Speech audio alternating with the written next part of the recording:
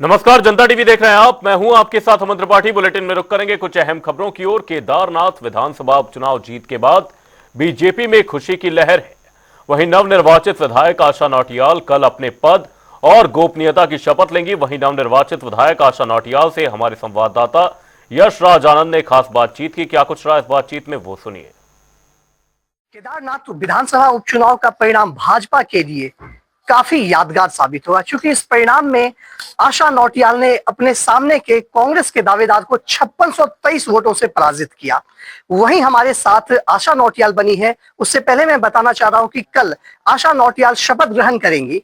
उससे पहले आज आइए बात करते हैं आशा नौटियाल से कि मैम, सबसे पहले मेरा प्रश्न कि केदारनाथ में जो जिस तरीके से आपने उपचुनाव जीता, लड़ा, सबसे पहले लड़ा, तो क्या क्या मुश्किलें आई थी, क्योंकि कांग्रेस काफी ज्यादा भ्रांति फैला रही थी।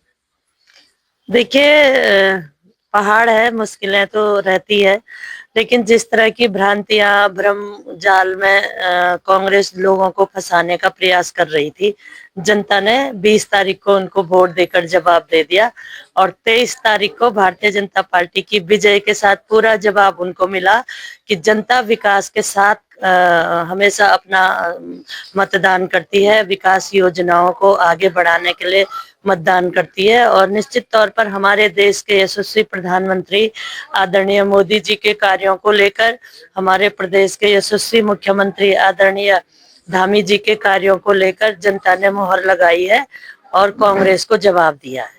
यह चुनाव अपने आप में एक बहुत बड़ी बात थी, क्योंकि भाजपा के लिए भी यह नाक का प्रश्न बन चुका था, क्योंकि 2 उपचुनाव हारने के बाद भाजपा इसको किसी भी तरीके से जीतना चाह रही थी। वहीं कांग्रेस भी इसके लिए कई यात्राएं निकाली, केदारनाथ बचाओ यात्रा निकाली, बुराड़ी मंदिर को लेकर कई बात फैलाई। तो कितना यह मुश्किल आपके लिए रहा?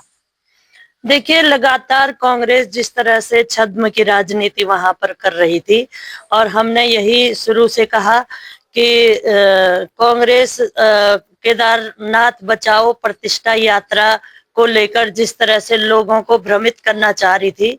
भगवान महादेव केदारनाथ जी सबको प्रतिष्ठित करते हैं, तो निश्चित तौर पर जिस तरह से उन्होंने राजनीति के तहत भगवान मंदिरों को भी नहीं छोड़ा। मैंने यही कहा था कि हम मंदिर बनाते हैं और कांग्रेस मंदिरों पर राजनीति करती है। मेरा आपसे प्रश्न है कि आप एक महिला हैं। कांग्रेस लगातार कहती है कि लड़की हूं, लड़ सकती हूं, महिलाओं को दावेदार देने की बात करती है, उम्मीदवार बनाने की बात करती है। वहीं भाजपा यह कर दिखाई, जो कांग्रेस कहती है भाजपा उसको कर दिखाती है। कितना आप मानते हैं कि महिलाओं को भाजपा में आश्रय मिलता है? जी बिल्कुल मिलता है। आप सब देख रहे हैं, इधर ये सब कहीं ना कहीं जनप्रतिनिधि हैं, जिला पंचायत है, कहीं नहीं तो पार्टी में बहुत अच्छे अच्छे पदों पर हैं जो महिलाएं आज काम कर रही हैं। और आज अगर पंचायतों में आप महिलाओं को प्रतिनिधित्व करते देखते हैं तो ये भारतीय जनता पार्टी की देन है। आज अगर विधानसभा और लोकसभा में महिलाएं प्रतिनिधित्व कर रही हैं तो ये भारतीय जनता पार्टी की देन है। आज अगर सरकारी विभागों में बहुत ऊंचे ऊंचे पदों पर हमारी बेटियां हैं तो कहीं ना कहीं उनको भारतीय जनता पार्टी ने आरक्षण दे करके, हमारे उत्तराखंड में हमारे देश के यशस्वी प्रधानमंत्री जी ने सेना में आरक्षण दे करके हमारी बेटियों को बड़े बड़े प्रतिष्ठित पदों पर बैठाने का काम किया है। तो निश्चित तौर पर भारतीय जनता पार्टी ही ऐसी पार्टी है जहां महिलाओं को सम्मान भी मिलता है और महिलाओं को आगे बढ़ाने का काम भी किया जाता है। केदारनाथ जो है वो काफी दुर्गम क्षेत्र आता है। वहां पर खास करके जब बरसात के समय या ठंड के समय में वो और कठिन वहां का जीवन हो जाता है। तो किस प्रकार से आप वहां के जीवन को और सहूलियत देना चाहते हैं? किस प्रकार से वहां आपका आगे का रोड मैप क्या है? देखिए, कुछ गांव रह गए हैं जहां मतलब रोड कनेक्टिविटी करनी है। रोडें वहां स्वीकृत हैं, उनको बनाने का काम चल रहा है। जहां रह गया है वहां के लिए कहीं वन भूमि की समस्या आती है, कहीं कुछ किसी प्रकार की आती है, लेकिन हमारी दिल्ली से लेकर उत्तराखंड और जिले तक सरकार है। तो निश्चित तौर पर आज कुछ ही गांव ऐसे रह गए हैं जहां रोड की जरूरत है, और कहीं पेयजल की है, कहीं स्कूलों की है, कहीं अस्पताल की है। तो वो हमारी प्राथमिकता में है और निश्चित तौर पर हमारे माननीय मुख्यमंत्री जी ने वहाँ की बहुत सारी 750 करोड़ की योजनाओं की उन्होंने घोषणा की और उनको शासनादेश के माध्यम से जारी भी कर दिया है। अब उनको उन योजनाओं को धरातल पर उतारने का काम हम सबके द्वारा होगा, और निश्चित तौर पर सभी काम जो जो जनता ने माननीय मुख्यमंत्री जी से और चुनाव के दौरान जो भी मांगे की हैं, उन मांगों को धरातल पर उतारने का प्रयास करेंगे। 2024 में चुनाव होने के बाद आप जीते, 2027 में फिर से चुनाव है, विधानसभा चुनाव, ये उपचुनाव था। तो किस प्रकार से आपको लग रहा है कि 2027 में आप अपने प्रतिद्वंदी को अपने काम से टक्कर दे सकेंगे? देखिए, मैंने पहले भी कहा, भारतीय जनता पार्टी विकास के मुद्दों पे काम करती है। देश में आज हमारे देश के प्रधानमंत्री इस देश को विकसित भारत बनाने में लगे हुए हैं और उन्होंने कहा कि सन 47 तक हमारा देश विकसित भारत के रूप में खड़ा होगा दुनिया के सामने। हमारे देश के प्रधानमंत्री इस देश को विश्व गुरु बनाने के लिए निरंतर काम कर रहे हैं। तो निश्चित तौर पर हमारा देश दुनिया में एक सशक्त देश के रूप में, विश्व गुरु के रूप में खड़ा होगा। और जनता जब जब चुनाव आएंगे, जनता ये सब देखेगी कि देश के प्रधानमंत्री आदरणीय मोदी जी, प्रदेश के मुख्यमंत्री आदरणीय धामी जी जिस तरह से विकास के साथ साथ महिला सशक्तिकरण के लिए अनेक योजनाओं को ला रहे हैं। तो मातृशक्ति भारतीय जनता पार्टी के साथ है, युवा शक्ति भारतीय जनता पार्टी के साथ है और जितने भी गांवों का विकास आगे बढ़ता है, महिला सशक्तिकरण के लिए काम होता है, युवाओं के लिए काम होता है, हमारी बेटियों के लिए सरकारी नौकरियों में अवसर मिलते हैं। तो निश्चित तौर पर जनता विकास के साथ रहती है, लोगों की तरक्की के साथ रहती है, देश के तरक्की के साथ रहती है। और जब जब भी 27 हो, चाहे 29 हो, चाहे उससे भी आगे हो, मैं समझती हूँ कि हमारे देश की जनता इस देश को विश्व गुरु देखना चाहती है, इस देश को विकसित भारत देखना चाहती है।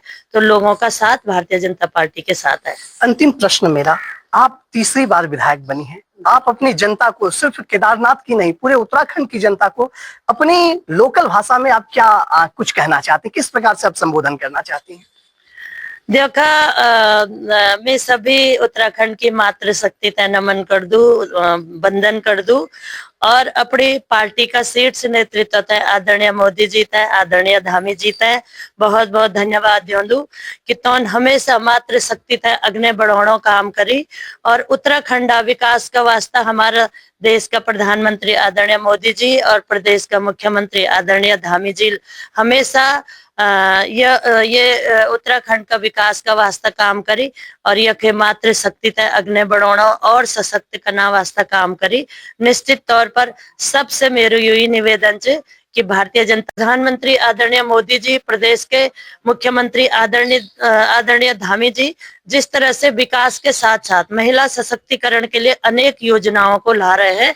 तो मातृशक्ति भारतीय जनता पार्टी के साथ है, युवा शक्ति भारतीय जनता पार्टी के साथ है और जितने भी गांवों का विकास आगे बढ़ता है, महिला सशक्तिकरण के लिए काम होता है, युवाओं के लिए काम होता है, हमारी बेटियों के लिए सरकारी नौकरियों में अवसर मिलते हैं। तो निश्चित तौर पर जनता विकास के साथ रहती है, लोगों की तरक्की के साथ रहती है, देश के तरक्की के साथ रहती है और जब जब भी 27 हो, चाहे 29 हो, चाहे उससे भी आगे हो, मैं समझती हूँ कि हमारे देश की जनता इस देश को विश्व गुरु देखना चाहती है, इस देश को विकसित भारत देखना चाहती है।